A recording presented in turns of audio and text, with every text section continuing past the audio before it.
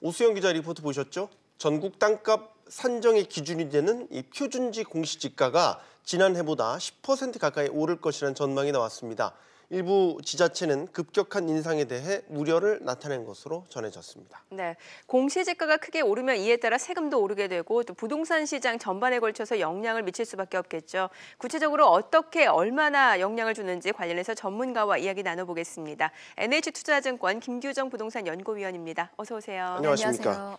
표준지 공시지가라는 게 땅에 대한 표준 가격이라고 저희가 생각하면 되는 거겠죠? 네, 전국에 있는 모진 토지들의 개별 공시 가격을 매기게 되는데 네. 그 전에 표준 역할을 할 수 있는 필지 50만 개를 골라서 먼저 표준지 공시 지가를 발표합니다. 그걸 기준으로 그 옆에 있는 또 가까이 있는 땅들의 개별적인 가격을 2단계로 구하게 되죠. 앞서서 단독주택 공시 가격 산정 프로세스에서 보셨던 것처럼 먼저 표준이 되는 필지들의 가격을 정하고 추후에 그걸 기준으로 전국의 모든 땅에 대해서 기준 가격을 매기게 되는 방식이라고 보시면 됩니다. 그래서 표준지 공시지가가 오르게 되면 당연히 개별 공시지가도 따라서 오르게 될 수밖에 없는 거죠. 네, 전국 표준지 공시지가 지난해보다 9.5% 그리고 서울은 이제 14.1% 오를 것으로 전망이 되고 있는데 이 정도면 이 상승률, 상승폭 좀 가파르다라고 볼 수 있는 거겠죠? 네, 2008년 연간 상승률 이후로는 전국 9%대면 최고 수준이라고 볼 수 예. 있고요. 네. 지난해 상승률에 비해서도 상당히 많이 오른 수치입니다. 지난해 전국 수치가 6.02% 상승률을 기록했었는데 50% 오르게 되는 거죠. 9%대 예. 상승률이면. 그리고 서울 기준으로는 14% 예상 전망치가 나왔으니까 작년 수치의 2배에 달하는 수치입니다. 그래서 정부 입장에서는 현실화율을 고려하고 형평성을 맞춘다고는 하지만 뭐 한 해 급격하게 오르는 만큼 세부담이라든가 이런 것에 대한 저항이 있을 수밖에 없어 보입니다. 네. 사실 이제 토지는 주택과는 좀 다른 부분도 있죠. 그러니까 주택을 만든 원재료 여기 해당되기 때문에 주택 공시 가격보다 토지에 대한 공시지가는 조금 더 보수적으로 매겨왔다 이렇게 들었는데 이 표준지 공시지가가 크게 오른다. 어떻게 보면 지금 정부가 추진하고 있는 뭐 공시가, 공시지가에 대한 형평성, 균형 맞추기 이거의 일환으로 이렇게 많이 오른다 이렇게 해석을 해도 될까요? 네, 일단 정부의 입장은 그렇습니다. 뭐 상대적으로 거래량이 많고 가격이 좀 명확하게 판단할 수 있는 아파트에 비해서 일반 단독주택이라든가 토지 같은 경우는 거래 빈도도 떨어지고 하기 때문에 현실화율이 좀 낮게 공시 가격들이 책정돼 있는 게 사실이기는 해서 네. 기본적으로 낮은 현실화율을 좀 끌어올리고, 그러니까 실제 거래되는 시세가 좀 비싼 경우에는 그만큼 이제 기준 가격도 올리겠다라는 정부의 입장이 있었고, 이런 부동산 유형 간의 차이가 나는 현실화율이라던가 이런 것들을 좀 형평성을 맞춰서 결과적으로는 비싼 부동산에 대해서는 기준 가격을 좀 더 높여서 세금을 적정하게 걷는 조세 형평성을 맞추겠다라는 게 정부의 입장이어서 그 일환으로 볼 수 있는데 어쨌든 시장에서 그런 급격한 상승을 이제 체감하게 되는 보유자들의 입장에서는 아무래도 너무 단기간 급격하게 상승하는 부분들 그리고 여전히 이제 기준 가격 책정 방식이나 이런 것에 뭐 풀리지 않은 모호한 이런 시스템적인 부분들이 남아 있다 보니까 지난달 이제 단독주택 표준지 공시가격 책정 때 보셨던 것처럼 뭐 이의를 제기한다던가 아니면 좀 너무 높게 매겨져서 이제 낮춰줘야 된다라는 이제 지자체의 요구가 나온다던가 이럴 가능성이 있어 보입니다. 이미 지금 국토부에 인하를 요구하고 있는 지자체가 속출하고 있다면서요. 네, 실제로 인상률이 좀 과도해서 예. 부담이 너무 급격히 높아진다라는 취지에서 이제 요구들을 하고 있고, 네. 지난달 단독주택 공시가격 같은 경우에도 이제 공시가 된 이후에 이의 신청 기간이나 이런 때 어느 정도 받아들여진 이제 사례들이 있다 보니까 예. 좀 적극적으로 제시하기도 하고, 물론 그렇다고 해서 뭐 정확한 근거 없이 무조건 요구를 한다고 국토부가 이제 조정을 해주는 건 아닙니다만 네. 이전에도 이제 정당한 이유를 갖춘 사례에 대해서는 조정을 신청을 해준 사례들이 있기 때문에 아무래도 지자체나 개인들이 좀 활발하게 이의 신청을 할 가능성이 높아 보입니다. 그럼 표준지 공시지가가 크게 오르게 되면 부동산 시장에 전반적으로 어떤 영향을 미치게 되는 겁니까?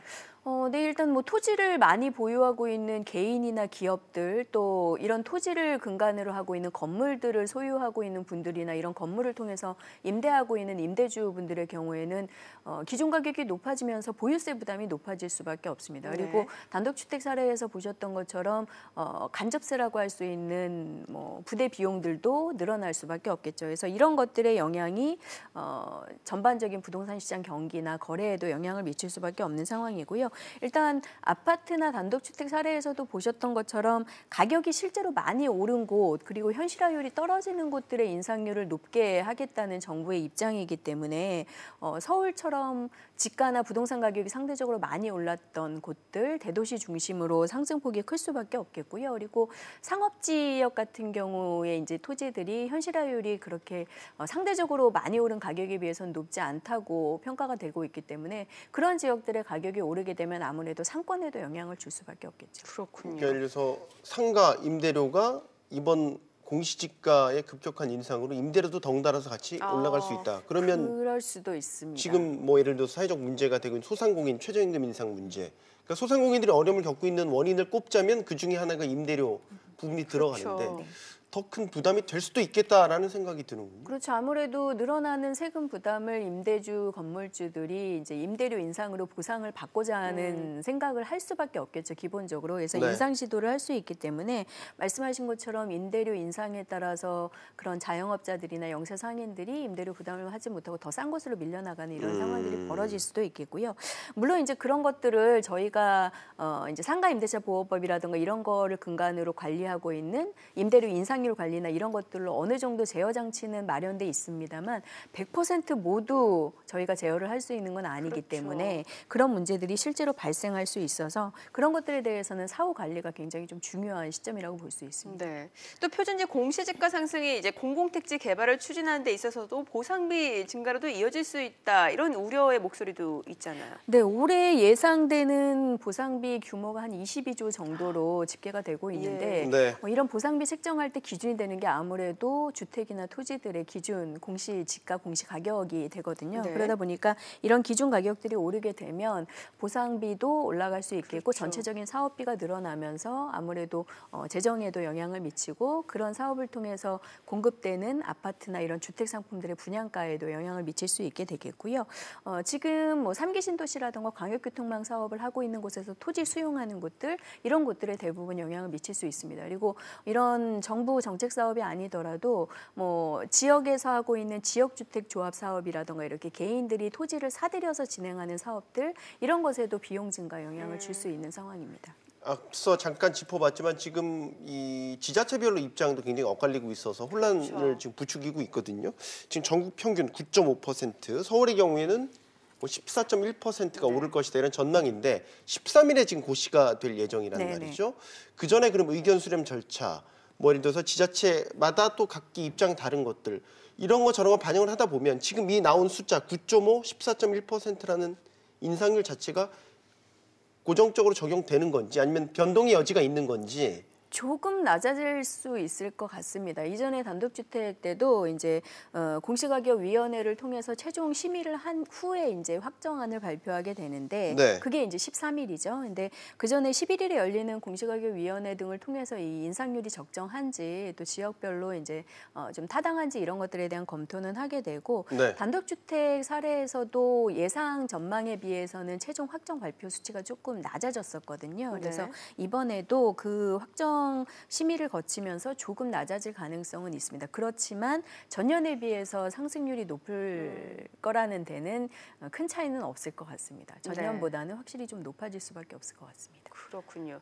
또 많은 분들이 관심을 갖는 부분이 이제 4월 달에 나올 아파트 공시가격 아니겠습니까? 고가 아파트 공시가격이 크게 오른다라고 하면은 다주택자들 여러 부분 부담이 되기 때문에 본격적으로 매물을 내놓게 되는 건 아닌가라는 그런 해석도 있는데 여기에 대해서는 어떻게 보십니까? 네, 매물이 좀 늘어날 가능성 충분히 있다고 보여집니다. 어쨌든 기준 가격이 올라가면서 보유세 부담은 늘어나는데 지금 시장에서는 당분간 좀 거래도 잘 되지 않고 가격이 하향 안정 국면을 거칠 것으로 예상이 되다 보니까 뭐 보유하기 좀 부담스러운 현금 흐름이 좋지 않은 고령계층이라던가 다주택 보유자들은 물건을 내놓을 수 있는데요. 현재 뭐 투매 물건이 쏟아진다던가 이런 것에 대한 전망은 좀 뚜렷하게 하기는 좀 어렵습니다. 그래서 조금 지켜봐야 될 것 같고요. 아직은 보유세 인상 정도를 좀 이렇게 대응할 수 있는 수준이다라고 판단이 되고 내놓는다 하더라도 거래가 잘 되지 않는 좀 호가를 많이 낮춰야 되는 상황이기 때문에 물건이 막 쏟아지는 그런 정도는 뭐 대응 가능한 관리 가능한 수준일 거로 보여집니다. 근데 계속해서 이제 정부가 현실화율을 높이고 매년 공시가격을 높여가는 상황이 되면 아무래도 그런 세부담을 관리할 수 없는 계층이나 대상 수요에서는 물건들이 계속 나올 수 있는 상황이라고 볼 수 있습니다. 세금 부담 때문에 물건들이 계속 나온다면 지금도 사실 그 사려는 수요보다 팔려는 수요가 더 많은 상황 아니에요? 그러면 팔려는 수요가 더 높아진다라고 본다면 가격은 그거에 따라서 또 더 조정되는 건 아닙니까? 네, 그럴 수 있습니다. 근데 시장에서 그러니까 매수를 대기하고 있는 수요 시장의 입장은 아직 그렇게 충분히 가격이 하락한 상황이 아니다라고 다들 좀 판단을 하고 있고 네. 최근에 서울 아파트 가격이 지난해 12월 그리고 올해 1월 감정원 통계 기준으로 마이너스 변동률을 보이긴 했습니다만 여전히 진입 장벽이 높다라고 판단들을 하고 있거든요. 그렇다고 하면 이런 세부담 증가로 매물이 좀 나오면서 가격이 추가적으로 하향 조정되는 거는 진입을 해야 되는 매수자 입장에서는 어떻게 보면 좀 기다리고 있는 상황이라고 보여지기도 합니다. 네. 예전 같으면 요즘 뭐 공인중개사들 정말 거래가 없어서 너무 힘들다 이런 얘기들 많이 나오는데 예전 같으면 이제 계절적 특수, 봄 이사철이라고 하잖아요. 이런 특수도 이제는 사라졌다라고 봐야 되는 거고. 매매거래 시장에서는 올해 봄 이사철 특수를 찾아보긴 좀 어려울 것 같습니다. 네. 워낙 이제 수요자들이 대출 규제라던가 추가 하락 기대 때문에 관망 기조를 유지하고 있어서 충분히 좀 더 떨어질 때까지 기다릴 입장을 보이고 있거든요. 그래서 네. 당분간 거래 시장에서의 봄이사철 거래 증가를 기대하기는 좀 어려울 것 같고요. 반면에 입주 시장 중심으로 전월세 거래량이라던가 봄이사철의 분양 시장 이제 물건들은 조금 늘어나면서 그래도 봄이사철 기분이 조금 나기는 할 것 같습니다. 2월부터 4월까지 전국에서 11만 4천여 가구 정도가 새 아파트 입주량 대기하고 있고요. 네. 설 이후에 2월부터 3월까지 전국적으로 한 4만 4천여 세대 정도 분양 계획이 조사가 되고 있습니다. 그중에 네. 한 절반가량씩은 전부 아직은 그래도 관심이 높은 수도권 쪽에 물건들이 잡혀 있기 때문에 그런 곳들 중심으로 좀 급전세 중심의 전월세 거래라던가 좀 상대적으로 인프라가 좋은 곳의 분양시장 같은 경우에는 그래도 상대적으로 매매거래 시장보다는 봄 이사철 분위기가 조금 이제 높아질 것으로 기대를 해보고 있습니다. 물론 근데 종전보다는 청약 인기도 조금 떨어질 수 있고 경쟁률도 낮아질 수밖에 없는 상황이고요. 네. 전월세 거래량은 늘어날 수 있겠지만 입주 물량이 많은 곳들의 현재 전세 가격이 떨어지고 있기 때문에 전세 가격은 좀 약세를 보이는 이런 상황들이 동시에 나타날 수 있습니다. 네. 일각에서는 이런 말도 나오는 것 같아요. 지금 서울 집값이 워낙 떨어지고 있다 보니까 3개 신도시 30만 가구 원안이 유지될 필요가 있느냐라는 얘기도 나오거든요. 여기에 대해서는 어떻게 보세요? 일단 좀 점검을 해볼 시간은 번 게 아닌가 싶습니다. 실제로 9.13 대책도 9.2일 발표를 거치면서 3기 신도시 계획 후속 계획들이 계속 나온 상황인데 해당 지역이 좀 적절하냐 그리고 수요자들이 원하는 상품성을 갖춘 물량들이 나오는 거냐 너무 다급하게 물량을 맞춘 건 아니냐 뭐 이런 지적들이나 이제 대립도 있었기 때문에 전국적으로 아파트 가격 특히 이제 서울 지역의 가격 하향 안정을 보이는 상황에서 조금 이렇게 되짚어 보면서 공급을 다듬어 갈 수 있는 시간을 번 것이 아닌가 싶습니다. 아직은 뭐 서울 지역의 집값이 그렇게 막 폭락하고 있는 상황은 아니기 때문에 이것을 가지고 뭐 공급이 이미 너무 할 필요가 없다라고 단언을 할 필요는 없을 것 같고 단언하기 좀 어려울 것 같고요. 시간을 번 만큼 좀 더 좋은 공급이 되도록 살펴볼 정도로 판단을 하면 좋지 않을까 싶습니다. 네. 똑같은 질문을 다른 표현으로 또 드리겠습니다. 엊그제 모 신문에서 부동산 전문가 50인한테 물어본 설문조사 결과를 얘기를 했더군요. 설 연휴 이후의 부동산 시장에 대한 거시적인 전망이었습니다. 공통된 답변, 대부분의 답변이 집 사려면 조금 더 기다려라 라는 게 이제 결론이었고 관망이었죠. 87%가 관망 의견을 냈는데 글쎄 50인 중에 한 분이었을 수도 있을 것 같은데 설 연휴 부동산 시장을 좀 거시적으로 전망해 보신다면 어떤 의견 주시겠습니까? 일단 전반적인 투자 환경으로 보자면 가격이 좀 더 떨어질 수밖에 없는 상황입니다. 정부 규제도 계속 지속이 되고 있는데 뭐 거시 상황이라던가 뭐 이런 금융 환경들은 굉장히 악화돼 있어서 거래가 일어나기 어려운 상황이죠. 그러다 네. 보면 아무래도 가격 조정이 좀 더 불가피한 상황이라고 보여져서 실수요자분들 입장에서는 지금 전세도 좀 안정돼 있는 상황이고 공공 중심으로 공급도 좀 여유가 있으니 너무 서두르실 필요는 없을 것 같고요. 뭐 큰 폭은 아니더라도 추가적인 하향 조정을 조금 더 기다려 보셔도 되지 않을까 싶습니다. 특히 2분기부터는 보유세 인상 부담 매물이 조금 더 나올 수 있고 그러면 가격 조정이 2분기 6월 넘어서면서 조금 더 나타날 걸로 보여서 그렇게 가시면 될 것 같고 다주택자분들 같은 경우에는 아무래도 보유세 부담 거기에 이제 반해서 처분을 할 때 양도세 부담 이런 것들을 좀 같이 비교를 해보시면서 결정을 하셔야겠지만 지금 상황에서는 너무 과도하게 갖고 있는 주택이라든가 부동산에 대해서는 좀 유동성을 준비하는 차원에서 조금 더 포트폴리오 조정을 하시는 것도 필요해 보이기는 합니다. 알겠습니다. NH투자증권 김규정 연구위원과 이야기 나눠봤습니다. 감사합니다. 잘 감사합니다. 들었습니다.